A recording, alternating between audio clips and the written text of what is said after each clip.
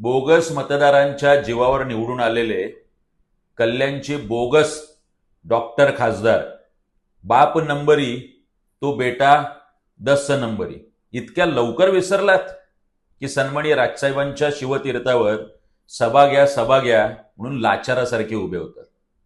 सन्माननीय राजसाहेबांनी नाशिकमध्ये विविध उपयोग केलेले प्रकल्प याची सर येईल असा एक तरी प्रकल्प ठाणे किंवा कल्याण किंवा डोंबिवली या परिसरात आहे.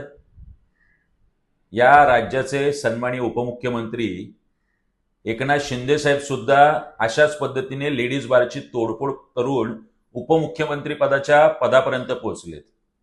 हे या बोगस खासदारांनी विसरू नये. सकाळी उठल्यानंतर चहाबरोबर नोटा खाणाऱ्यांना इतिहास काय, विकास काय, सौंदर्यदृष्टी काय यासाठी 7 जन्म घ्यावे लागतील. राहता राहिला प्रश्न नमो पर्यटन केंद्राचा. त्या माध्यमातून छत्रपती शिवरायांचे गडकिल्ले, महाराजांचा इतिहास पुसण्याचा जो प्रयत्न आहे तो कावा महाराष्ट्राने ओळखलाय. एवढे लाचार होऊ नका. एवढंच आहे तर तानाजी मालुसरे असतील, राजमाता जिजाऊ असेल यांचं नाव द्या, लाचारी सोडा.